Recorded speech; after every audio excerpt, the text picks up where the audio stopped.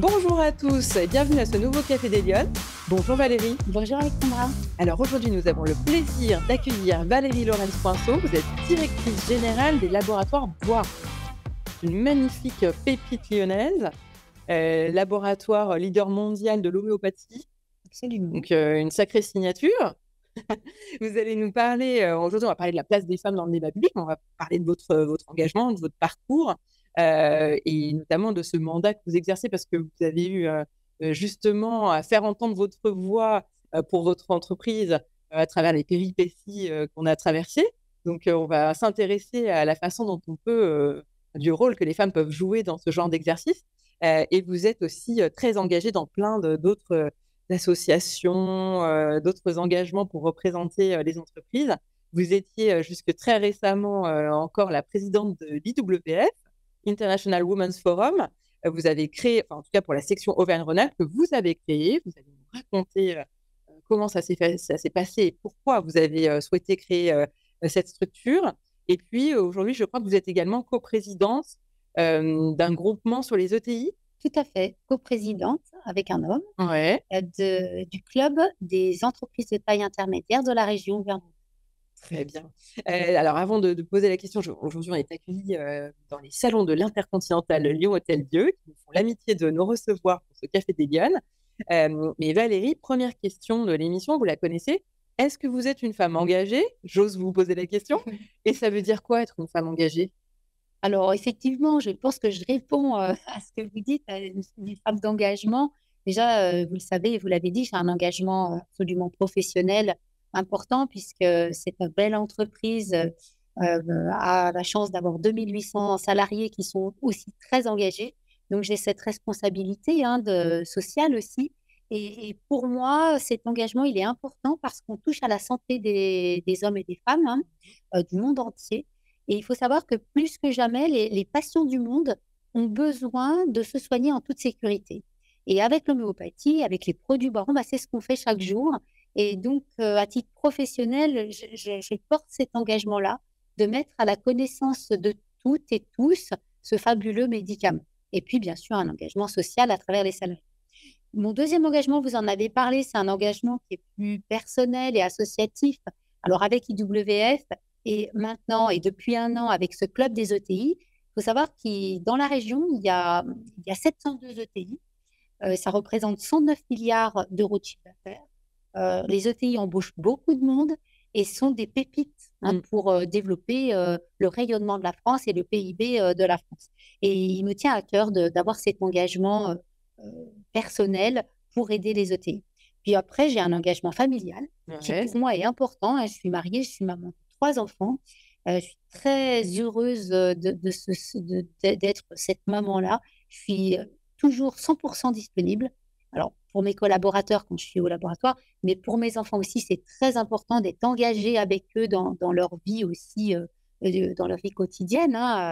Voilà, et ça me passionne de voir les enfants évoluer. Et puis, pour faire tout ça, j'ai envie de vous dire que je suis aussi engagée vis-à-vis de moi. Ouais. Alors ça, peut-être on ne vous le dit pas Non, souvent c'est et clair. C'est la c'est première fois qu'on me le dommage. dit. En fait, j'ai pris cet engagement avec moi-même de D'accord. dire que chaque jour, il faut que j'ai un temps pour moi. Si je m'occupe de moi, si je me manage, on va Ouais. dire, eh bien, je pourrais manager les autres. Si je m'aide moi-même, je pourrais aider les autres. Et comme je suis quelqu'un, effectivement, une femme engagée, passionnée, qui aime aider les autres, je demande toujours: «Si tu as besoin d'aide, dis-le-moi», à mes enfants, à mon mari, à mes amis et sur le plan professionnel. Mais pour faire ça, il faut déjà soi-même être bien. Et donc chaque jour, je prends un temps pour moi, qui me fait plaisir.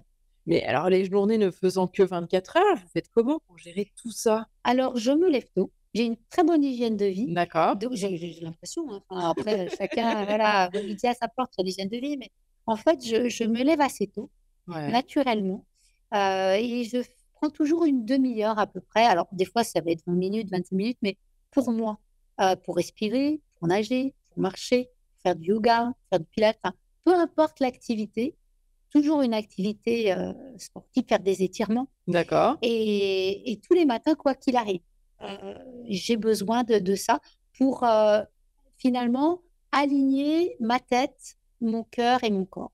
C'est mon credo et j'ai écrit un livre d'ailleurs, là-dessus et il faut que enfin, j'ai le besoin d'avoir cet engagement avec moi-même pour être bien et pour, quand je viens vous voir aujourd'hui, quand je vais voir mes collaborateurs, et bien, je me sens, pleinement en conscience, on va dire et présente.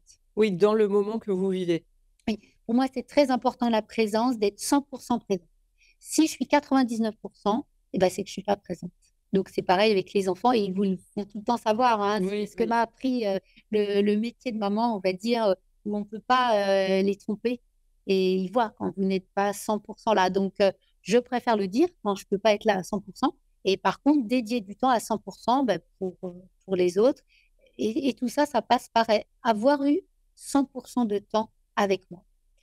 Mais ça veut dire que c'est possible de tout concilier parce que vous êtes aujourd'hui à la tête d'une très, très grosse entreprise.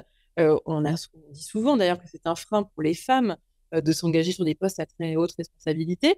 Et là, vous allez au-delà de cette, déjà de ce travail, parce que n'importe quel travail comme ça serait très engageant.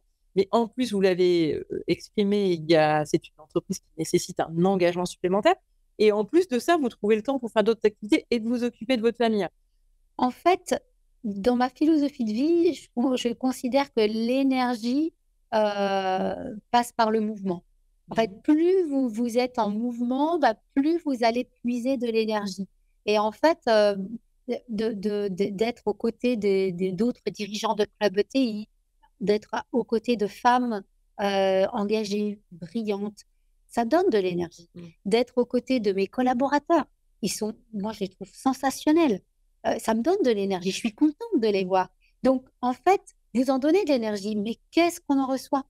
Donc, voilà. Et puis, le temps pour moi, c'est une nécessité parce que si j'ai ce temps pour moi, je vais être beaucoup plus efficace. Parce que quand vous êtes aligné, c'est beaucoup plus facile de respirer, de réfléchir, d'avoir les idées qui vous viennent, de prendre des bonnes décisions. Et je dis souvent, une décision se prend un nombre impair, à 3, on est déjà trop.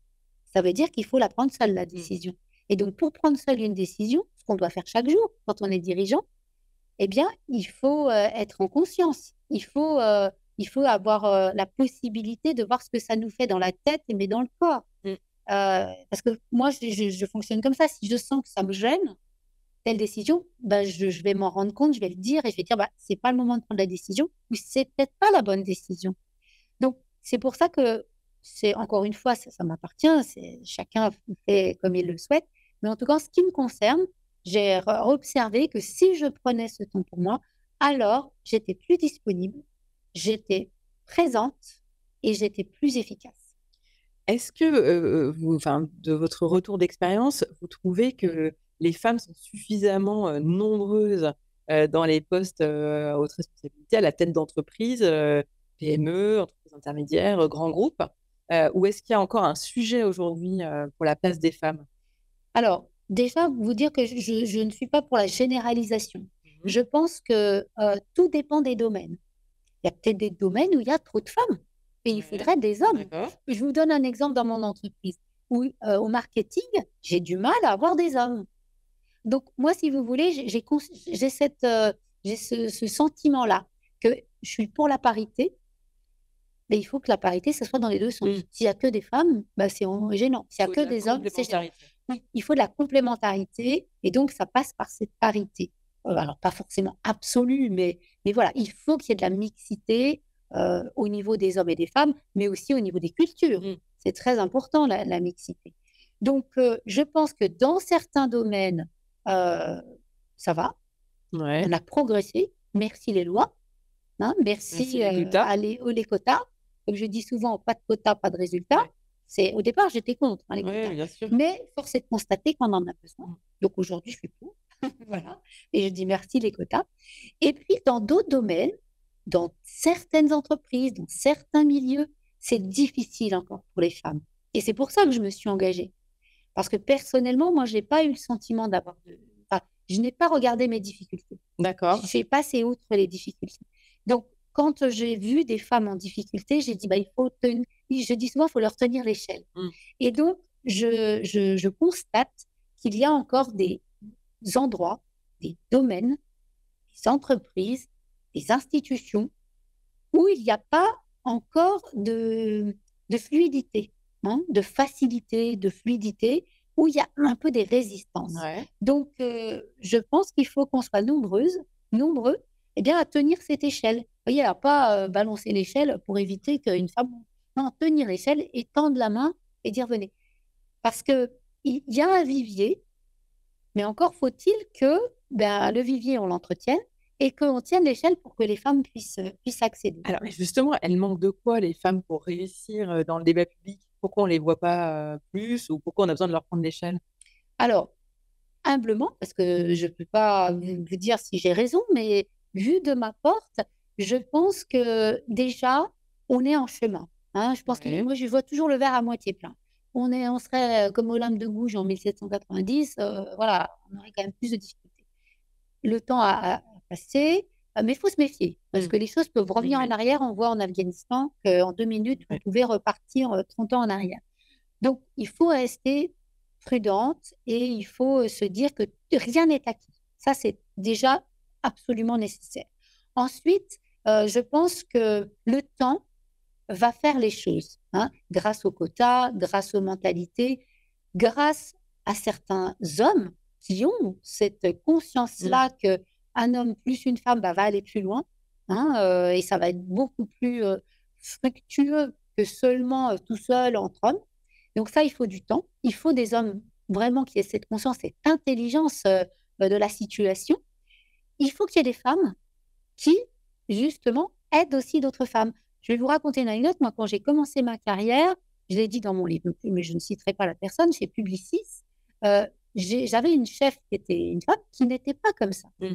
Et parfois, c'est dommage parce que Ouais. c'était une femme qui n'aidait pas une autre Ouais. femme, pour des raisons qui lui appartiennent, mais c'était dommage. Et donc moi, ayant eu cet exemple à 22 ans, je sortais, de mon école, je me suis dit: «Bah, tiens, c'est quelque chose que je ne ferai jamais», et j'ai plutôt regardé des exemples féminins qui étaient, calmes, aidants, dans les réseaux et qui ont favorisé, les carrières des femmes. Voilà, c'est ça qui m'a inspirée et c'est pour ça que je suis optimiste quant au fait qu'il y a du job, mais il y a des femmes qui veulent aider d'autres femmes et il y a des hommes qui ont la conscience qu'un homme plus une femme, ça va faire bouger les lignes.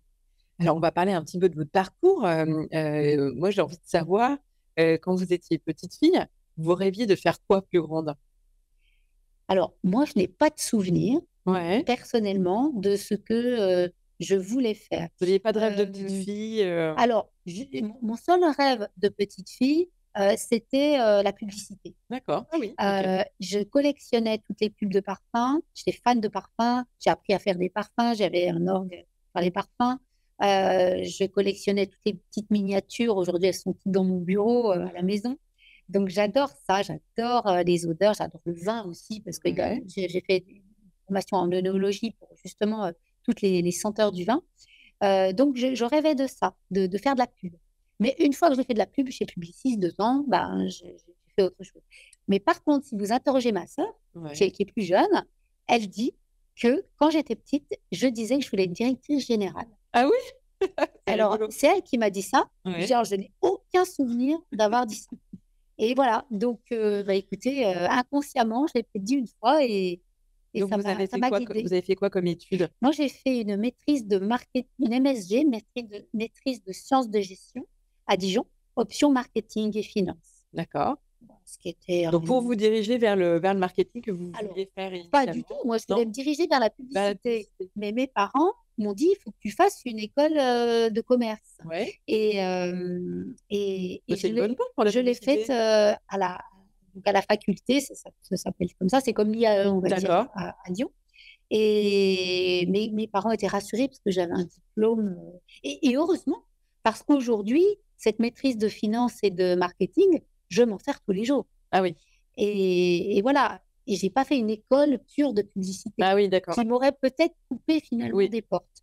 Oui, Mais c'était j'ai assez commencé dans la pub. généraliste. Ah ouais, d'accord. Et à l'époque, je suis sortie en juin avec mon diplôme en poche. Je voulais pas faire une minute de plus, sur les bancs de l'école. Je voulais vraiment travailler dans une agence et eu 2 possibilités, soit travailler chez Saatchi, Ouais. soit chez Publicis et j'ai choisi Publicis. Donc là, pendant 2 ans, vous Pendant 2 ans travaillez. chez Publicis et ensuite c'était l'époque de la loi Sapin 1. Maintenant il y a la loi Sapin 2. La Ouais. loi Sapin 1, elle avait interdit les commissions pour les agences de publicité sur les achats d'espace. Oui. Ce qui fait que j'étais la dernière arrivée chez Publicis et j'étais dans les premières, licenciées. D'accord. Et à l'époque, j'ai été embauchée par un de mes clients qui s'appelait le laboratoire Fournier D'accord. et qui m'a dit: «Bah, ma petite, vous n'allez pas tout de suite, rentrer au marketing, hein, ou à la communication, mais vous allez faire du terrain, donc vous allez être visiteuse médicale» et c'était super. J'ai été 2 ans visiteuse médicale, ça m'aide encore Ouais. et ensuite après 2 ans, c'était obligatoire, hein, de faire ce parcours, terrain et bien j'ai été chargée de communication, Ouais. donc j'étais chez l'annonceur, comme on dit D'accord. et ensuite j'ai été, chef de produit, chef de gamme et je suis chez Urgo, qui est un laboratoire aussi, qui fait les pansements et puis les médicaments. Je m'occupais de tous les médicaments d'Urgo et ensuite, pour des raisons familiales, j'ai rejoint Lyon, qui est une ville que j'adore. J'adore cette ville, On va pas vous contredire. et oui et j'avais vraiment la volonté d'être à Lyon et donc j'ai souhaité, intégrer les laboratoires Boiron. D'accord. Mais finalement, c'est votre parcours, il s'est un peu dessiné au fil des opportunités, vous aviez pas ou alors vous aviez un plan de carrière? Vous aviez un Non, non, non, non? je j'avais pas un plan de carrière défini, comme je vous dis, je voulais faire de la publicité. Donc je l'ai fait. Dans les entreprises où j'étais, j'ai été chargée de communication et force est de constater que quand vous êtes au marketing, vous faites de la publicité. Je Bien faisais les sûr. publicités Humex, par exemple, chez Urgo, chez Boiron, bien évidemment, il y a des publicités aussi. Donc encore aujourd'hui, je suis très attachée à regarder, très en amont, les briefs agences, rencontrer les agences, regarder chaque publicité, mettre ma touche personnelle dans chaque publicité, Boiron. Et alors chez Boiron, vous êtes, rentrée, en fait, vous avez un peu monté tous les échelons de l'entreprise? Ah oui, en fait, je suis entrée chez Boiron en 2000 pour m'occuper, de quelque chose qui n'existait pas à l'époque, qui s'appelait le marketing médical. Parce que, en 99, on a eu notre première autorisation de mise sur le marché avec une réglementation qui venait d'arriver et donc il y avait un réseau de visite médicale et il fallait développer le marketing médical et j'ai eu la chance de travailler dans ce marketing médical dans 2 autres laboratoires, ce qui fait que j'étais, là, une personne, on va dire, entre guillemets, «idéale» pour eux parce qu'ayant connu, le monde, classique de l'industrie pharmaceutique, bah, je pouvais mettre en place les codes et les règles, que je connaissais pour le laboratoire Boiron et puis après, beh, j'ai travaillé très vite avec monsieur Boiron, Ouais. Christian Boiron, que je suis allée voir au bout de 3 mois. Donc ça, je le raconte Alors oui, j'ai lu ça vous avez plusieurs vu ça fois. dans les Oui, c'est, en fait, j'aime être bien dans ce que je fais. Je considère que si vous êtes bien, si vous êtes à l'aise, si vous avez un sens et que c'est aligné, alors vous pouvez, déplacer des montagnes. S'il y a quelque chose qui vous agace, qui vous perturbe, qui vous gêne, ouais. et ben, vous serez moins efficace. Et donc au bout de 3 mois, je suis allée voir monsieur Boiron, il s'en souvient encore, Christian Boiron et je lui ai dit: «Écoutez, je veux voir qui vous êtes, je veux vous questionner sur, votre entreprise pour savoir si je vais rester dans votre entreprise au bout de 3 mois». Parce qu'à l'époque, c'était 3 mois la période d'essai. OK. Donc c'est pile au bout de 3 mois parce que votre entreprise est montée à l'envers, pour moi. Mais donc je veux avoir votre avis. Je lui dis: «Elle est montée à l'envers parce que vous avez un projet médical, mais vous avez un plan d'action pharmaceutique». Bon, bref, c'est un peu notre jargon, mais je trouvais que c'était pas aligné. Je lui ai dit: «Mais donnez-moi votre avis, qu'est-ce que vous en pensez?» Alors je vous fais la conclusion, hein, ça a duré 1 heure et à la fin, il m'a dit: «Ben, ma petite, ou ma grande, je sais plus parce que il était assez paternaliste, hein et mais c'était très agréable de travailler avec lui. Et il m'a dit: «Vous voyez, vous connaissez, le monde classique, du médicament. Vous connaissez le monde extérieur et tout ce que vous m'avez décrit, c'est des choses que je ne connais pas parce que j'ai travaillé que pour mon entreprise. Par contre, vous ne connaissez pas mon entreprise. Vous connaissez pas encore bien l'homéopathie au bout de 3 mois, puis vous connaissez pas l'entreprise Boiron que je connais puisque, je suis née dedans. Donc nous avons quelque chose à faire ensemble. Donc moi, j'aimerais bien que vous restiez parce que c'est ces 2 connaissances et ces 2 ignorances qui vont faire qu'on va pouvoir faire bouger des choses». Et donc j'ai dit: «Bah, c'est vrai ce qu'il dit, je lui fais confiance, je reste». Et on était au mois de janvier, donc j'ai décidé de rester et au mois de mai, il est venu au séminaire, ce qu'il n'avait pas fait depuis des années. Ah OK. Et ce qui fait que, voilà, on a été amenés à travailler très vite ensemble Et c'était une superbe aventure de travailler avec Monsieur Boiron toutes ces années. Mais Valérie, j'ai envie de vous poser la question, c'est pas un peu culotté d'aller dire au patron, je voudrais vous questionner parce que je suis pas bien sûre de rester dans votre entreprise. Ouais. Je suis pas bien sûre que ça corresponde bien ou que ça fonctionne bien correctement. Oui, c'est ce qu'on peut penser, mais en même temps, on est chez Boiron dans une entreprise où, monsieur Boiron a toujours dit, «Il faut être bien, le bien-être en entreprise». Il l'a dit bien avant que ça soit maintenant, que tout le monde en parle. Il a été très avant-gardiste et c'est quelqu'un qui a beaucoup d'écoute. Lui, alors pour le coup, il est 100 avec vous et ça, c'était une inspiration aussi, une source d'inspiration pour moi et donc il a bien accepté, la chose et de toute façon, j'aurais pas eu le feeling Mmh. avec le patron. Je dis ça aujourd'hui, le poisson pourrit par la tête, hein. Oui, Si oui. le patron va pas bien, l'entreprise ne va pas bien. Donc c'est important que le patron aille bien et donc j'ai trouvé que c'est un super patron et je me suis dit: «Ben, OK, banco, je reste». Mais je reste, mais OK, on va faire bouger les lignes et force est de constater qu'on a fait, bouger les lignes et puisque je suis encore là et que, ben, en 2018, il m'a dit: «Valérie, je vais prendre ma retraite et j'aimerais, si le conseil d'administration, bien sûr, est d'accord aussi, que tu prennes, la relève». Oui, vous êtes un sacré exemple, d'intégration et on va dire de capacité à évoluer puisque vous avez fait pas mal de jobs différents dans l'entreprise, jusqu'à arriver à prendre les rênes de l'entreprise. C'est assez rare ça quand même dans le Oh, je pense qu'il y a d'autres exemples, hein. c'est Je vrai? connais d'autres femmes qui l'ont fait, oui, oui. Après, c'est sans doute oui, c'est pas tous les jours, mais je Mais c'est pense c'est que facile de s'imposer parce que je veux dire non, non, non, ça a non? pas du tout été facile, mais en fait, c'est ce que je dis souvent, bien sûr, il y a eu des moments de doute, bien sûr, il y a eu des moments difficiles, mais en fait, moi, je me suis toujours dit: «Je me remets vite en question», hein. C'est-à-dire D'accord. que je balaye tout le temps devant ma porte, peut-être même des fois trop et en fait, je me suis dit: «Bon, chaque fois que j'avais un bâton dans les roues, qu'est-ce que j'en tire? Comment je vais transformer l'essai quelque part? Comment je vais dire: "Bon, je vais prendre finalement la critique de l'autre ou la le bâton dans les roues de l'autre pour pouvoir progresser"?» Et du coup, on dit toujours: «Faut donner un bol de riz à son ennemi». Bah, voilà, les personnes qui peut-être je pouvais déranger, gêner, je les regardais avec un beaucoup d'amour finalement, en Ouais. disant: «Bah, c'est bien, tu vas m'apprendre des choses». Mais je crois qu'il y avait quelqu'un dans votre conseil d'administration au début qui était pas Oui, trop oui, oui, qui était qui vous pas très appréciait favorable, moyennement. voilà. Bon, bah, je lui en veux pas, il m'a fait progresser. Ouais, Il m'a fait ça progresser vous parce que j'ai oblige. dit: «Bon, eh bien, sans doute, peut-être, je suis peut-être un peu, comme ci, comme ça. Comment je fais pour prendre ça, le transformer et progresser?» Et vous avez pas eu de doute quand on vous a proposé, de prendre les rênes de l'entreprise? On change encore de responsabilité, même si vous étiez déjà à un seuil de responsabilité important, mais là, d'un seul coup, on vous donne les rênes. En fait, j'ai pas eu le temps. Enfin, c'est comment vous expliquer? On était dans une période où il y avait, c'est vrai que j'aurais pu dire: «C'est trop dangereux» entre guillemets, parce qu'en plus, c'était l'époque où il y avait, madame Buzyn qui souhaitait dérembourser l'homéopathie. Donc je savais qu'il allait y avoir une tempête Oui, une grosse devant. prise de risque, ouais. Mais dans mon esprit, je me suis dit: «Je suis quand même pas arrivée là. J'ai fait toutes ces années été à côté de Christian Boiron, de Thierry Boiron, pendant toutes ces années, de la famille Boiron que je respecte, énormément, pour leur dire: «Bah, finalement, ciao les amis, Non, mais ça veut je dire que vais y aller». vous êtes pas dit que vous étiez pas capable, vous avez pas eu le syndrome de Alors, l'imposteur?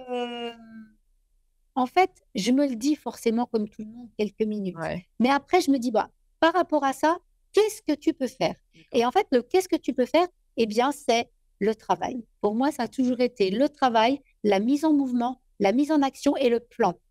En fait, je suis quelqu'un qui travaille beaucoup, ses prises de parole, ses réunions, j'ai toujours beaucoup travaillé, c'est comme l'iceberg, quoi. Il y a la face Mmh. visible, vous allez passer, 3 secondes, sur Europe 1, mais moi j'aurais travaillé 3 heures. Mmh.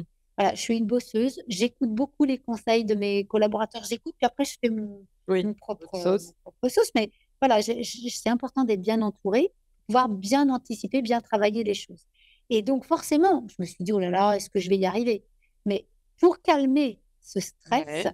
heu, le fait d'avoir un plan, le fait de savoir où on va, de prendre le temps de prendre ce plan, d'avoir des directions, et bien ça vous aide. Parce qu'après, vous bâtissez pardon, votre plan. Après, il marche ou il marche pas. Mmh. Mais au moins, vous avez un plan. Vous emmenez, puis après, vous êtes seul pour bâtir le plan, quelque part au départ, mais après, vous n'êtes pas seul. Donc là, après, c'est important d'avoir une bonne équipe. Mmh. Et moi, ce que j'ai fait quand j'ai pris les rênes, j'ai tout de suite mis en place un CODIR, un comité de direction, avec toutes les fonctions clés de l'entreprise. Et j'ai tout de suite dit, voilà, c'est nous tous qui allons y arriver. Bien sûr, je suis seule en tant que dirigeante, mais je ne suis pas toute seule parce que je dois m'appuyer sur un CODIR qui a aussi une responsabilité à mes côtés. Alors en plus de ça, vous avez commencé à l'évoquer, mais vous prenez les rênes de l'entreprise et là, en fait, commence une tempête incroyable puisqu'effectivement, il est question de dérembourser l'homéopathie, et donc finalement, vous vous êtes retrouvés au cœur de la tempête et vous avez dû prendre la parole, de manière assez forte. Vous avez dû vous exprimer. Là, je parle vraiment de la forme, là, sur la façon de réagir. Là, vous avez dû être en première ligne, vous avez dû être visible.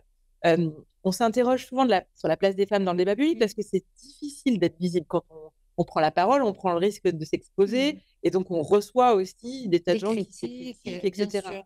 Comment vous avez géré cette période? Bah, encore une fois, à la fois par le travail, hein, de dire, qu'est-ce que j'ai à dire? Qu'est-ce qui dérange dans ce contexte-là? Et où est-ce que je peux avoir une juste place pour accompagner ce mouvement-là et défendre finalement les patients? Moi, ce qui m'anime, c'est Mmh. les patients. Moi, je suis moi-même, comme je vous l'ai dit, maman, ben heureusement que j'ai eu l'homéopathie pour faire ma carrière. Mmh. Parce que bon, sinon ils sont malades toutes les 5 minutes, les enfants quand ils sont petits. Donc grâce à l'homéopathie, ils avaient moins de problématiques, ORL et cetera. Donc j'ai vraiment eu des enfants qui ont grandi facilement. Donc ça m'a considérablement aidée et merci à l'homéopathie, entre autres. Et donc j'ai travaillé sur, justement qu'est-ce que j'ai à dire? Je me suis bien entourée aussi, d'une agence qui m'a bien accompagnée pour travailler la posture, travailler les éléments de langage. Et là encore, bah, ça nécessite, du travail, hein, mais c'était essentiel. Et puis, des fois, on se trompe, des Mmh. fois, on n'est pas bon et c'est parce qu'on n'est pas bon qu'on va progresser. Donc ça m'est arrivé, hein, de pas être toujours au top et de voir à chaque fois le point de progrès et cetera. Et aujourd'hui, j'ai encore plein de points de progrès. Donc c'est comme ça Et donc vous qu'on avance. regardez un peu les compétences dont vous avez besoin et vous vous entourez, vous construisez Oui. quelque chose autour de vous, si je comprends Oui, bien. oui, oui, il faut avoir une équipe, en qui vous avez avec laquelle vous avez plaisir à travailler. Ça me fait plaisir de les voir, ça vous fait plaisir de les écouter et puis, bah, ils vous façonnent, vous les façonnez aussi, hein. Et alors dans cet agenda chargé où vous avez affronté tout ça, vous avez, au-delà de votre activité professionnelle, décidé de vous impliquer, dans le tissu associatif. Vous avez créé la section Auvergne-Rhône-Alpes de, l'association qu'on appelle IWF, Mmh. International Women's Forum. Mmh.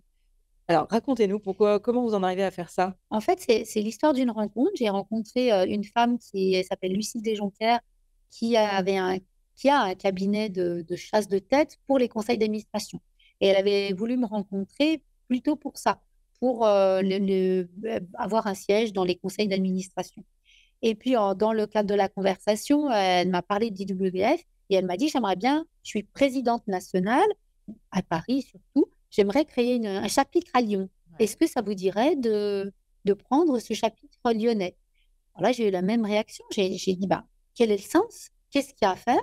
Donc là, c'était, vraiment le sens de rallier des femmes d'influence pour aider d'autres femmes. Mmh. Alors j'ai dit: «Ah oui, ça me parle» et ensuite, j'ai dit: «Bah, faut que j'ai une équipe». Mmh. Pareil, Bien j'ai un sûr. bureau et j'ai créé un bureau de 5 femmes, vraiment génial. Il y a Marie-Sophie Obama qui est toujours là, il y a Isabelle Gromette qui a monté aussi son entreprise, Goodness Goodness& and Co. Co, Ouais. que vous avez aussi interviewé. Enfin, des femmes, il y avait, Marie-Joseph Laurent qui a été bâtonnière, donc voilà, des femmes d'influence, Vanessa, Girardet qui a repris ma suite. Voilà, donc des femmes exceptionnelles que j'aime beaucoup et qui, m'ont accompagnée dans cette création du club à travers un bureau et c'est comme ça que Et qu'on a démarré. il sert à quoi ce club, finalement? Alors ce club, il aide de plusieurs manières. Déjà, il aide les femmes entre nous, puisqu'on est une soixantaine de femmes, donc ça permet de se côtoyer, de partager nos difficultés.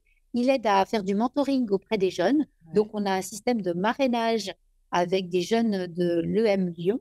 Moi, par exemple, j'ai une jeune fille que je suis et qui a créé sa start-up. Donc, je suis D'accord. absolument fière d'elle. Et ben, je l'ai accompagnée, donné confiance, je l'ai mise en lien. Je lui ai fait rencontrer notre directrice financière, mon attaché de DG pour lui donner des idées, des réseaux, des contacts et des conseils. Vous voyez, donc on les aide. Également, on est là aussi pour s'entraider, pour obtenir des postes à responsabilité, pour obtenir des postes dans des conseils d'administration. Et puis du coup, à travers cela, eh bien, faire des rencontres pour s'aider aussi et se former. Par exemple, on a Sidonie Mérieux qui a aussi un cabinet qui s'appelle Papa et qui aide les femmes à obtenir des postes dans les conseils d'administration. Donc voilà, toute cette mise en lien, elle permet à la fois d'entrer en contact avec les hommes pour leur dire, regardez, vous avez un conseil d'administration qu'il faut féminiser, eh bien on est là et à la fois d'aider les femmes pour leur tenir l'échelle et leur faire confiance pour les mettre en lien aussi au bon moment avec des conseils d'administration. C'est important, pour vous que les femmes, se retrouvent comme ça dans des réseaux et leur propre réseau? Alors pour moi, c'est important, mais c'est important qu'elles soient ouvertes Mmh. aussi à aller dans des réseaux d'hommes, d'outils des hommes. On fait les assises de la parité, par exemple, au mois de le 19 juin. Il y a 11 ministres qui vont être là. C'est à Paris, ça va se faire à Bercy. Et j'ai organisé une session à Lyon en Ouais. direct. Hein, donc, je vais faire le keynote avec le maire de Lyon. Ensuite, il y a une table ronde avec des Lyonnais. C'est important pour moi de faire rayonner Lyon et les femmes de Lyon. Et donc, à travers ça, on va promouvoir la parité. Hein, on ne dit pas qu'on veut que des femmes. Bien sûr. Donc, dans, par exemple, cet événement, il y a autant d'hommes que de femmes. Vous voyez? Ouais, On ouais, va le tout à faire fait. avec les hommes. Avec les hommes. Moi, c'est pas ma philosophie de dire on est des Amazones, quoi, on est contre nous. Et non, on a besoin d'un homme et d'une femme. Alors quel conseil vous pourriez donner, aux Lyonnes qui nous écoutent et qui aspirent, à progresser dans leur entreprise, pourquoi pas, qui ont peut-être le dessein secret de se dire qu'elles aimeraient bien, devenir dirigeantes de leur entreprise? Qu'est-ce que vous leur donnez comme conseil? Bah, alors, il y a un conseil qu'on donne souvent, hein, donc je pense qu'il y a pas, je vais peut-être pas être très créative, mais c'est d'oser. Si elles ont un petit vélo, alors peut-être que pour oser, avant, elles osent pas parce qu'elles doutent, comme vous dites, mais ou elles ont un petit vélo qu'on a toutes. Donc, c'est leur dire, moi aussi, je l'ai. Enfin, toutes les femmes qui ont des postes à responsabilité, elles ont forcément le petit vélo qui dit, est-ce qu'on va y arriver?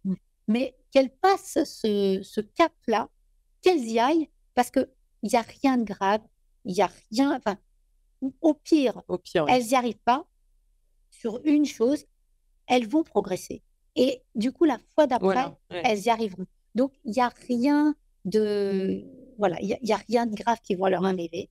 Il y a tout de positif qui peut leur arriver et donc il faut qu'elles osent y aller. Il faut oser se mettre en difficulté, parce que la première fois, c'est difficile, la deuxième, c'est plus facile et puis la troisième, même pas peur. Voilà, donc il faut oser. Le deuxième conseil, c'est, de demander de l'aide. 100 des personnes qui ont obtenu de l'aide en ont demandé.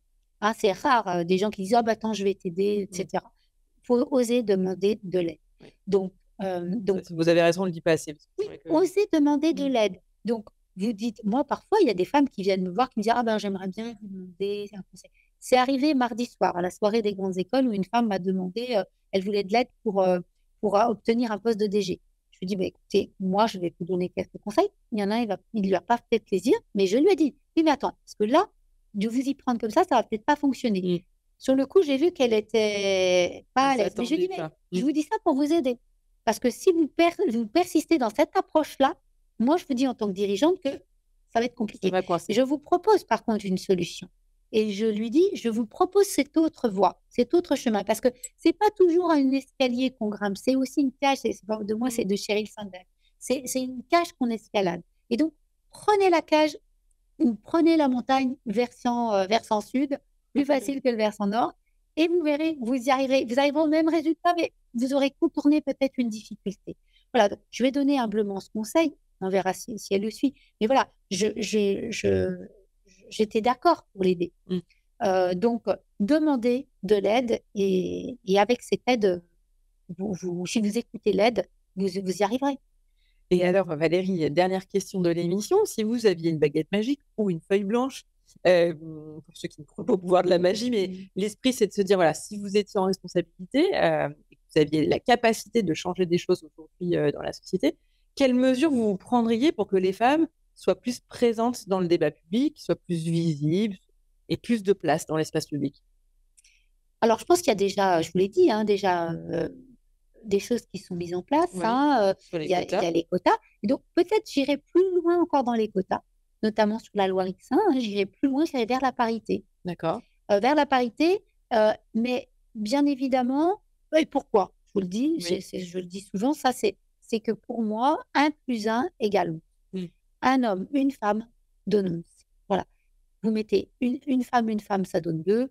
Un homme, ça donne 2. Mais un homme, une femme, ça donne. Donc, vous voyez, c'est beaucoup plus riche. Mm. Donc, fort de ça, de cette vision que j'ai des choses, eh bien, il n'y a pas de raison de se priver. Il faut y aller.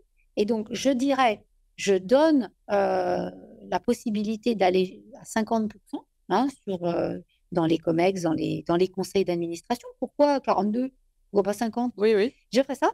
Et après, par contre, je guiderai peut-être sur les moyens ou voilà, parce que en fait, là, c'est qu'un indicateur. Mais après, je pense qu'il faut accompagner sur les bonnes pratiques, et cetera. Donc, peut-être je favoriserai justement, les associations. Parce qu'en fait, bah, c'est vrai qu'on ne demande jamais d'aide. On fait, vous, c'est le cas, on fait tout toute seule. Oui, oui, c'est ça. Mais pourquoi on ne demande pas aussi d'aide, nous, pour, nous aider, nous financer, nous mettre en réseau, et cetera, pour que donner les moyens Mm. d'avoir D'arriver. des résultats. Parce que pour une entreprise, c'est pas toujours facile, parce qu'il faut justement avoir un vivier. Mm. Il faut qu'il y ait des femmes qui se présentent. Ouais. Parce qu'après, voilà, je pense qu'il ne faut pas taper, hein, sur les entreprises. C'est que des fois, tout simplement, il n'y a pas de femmes qui C'est se ça. présentent. Oui. Donc, il faut aussi être créatif sur les moyens à donner aux femmes de se présenter. Très bien, Valérie, je vous remercie beaucoup d'avoir pris de votre temps. Je sais que votre agenda est très contraint pour prendre ce café des Lyonnes. Je suis sûre que nos Lyonnes ont été ravis de vous écouter. Voilà, je vous remercie beaucoup et je vous donne rendez-vous la semaine prochaine pour le prochain café des Lyonnes. Bonne semaine.